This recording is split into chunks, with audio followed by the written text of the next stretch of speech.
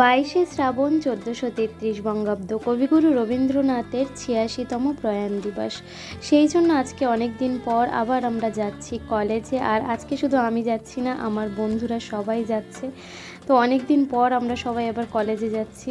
এখন কলেজের সামনে এসে, গেটের সামনে এসে দাঁড়িয়ে আছি। সবাইকে বললে এখানে সবাই দাঁড়িয়ে আছি আমরা। হয়ে যাচ্ছে বেচারা, মোটা বাড়িতে আছে, বেশ করে সায়ন্তী তোর থেকে ধান নেবে।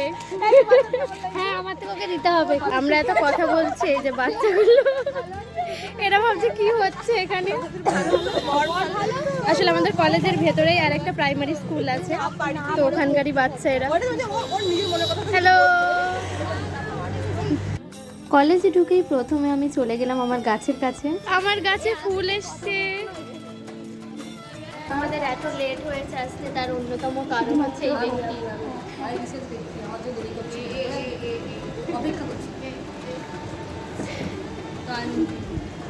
সবাই এখন এখানে বসে আছে।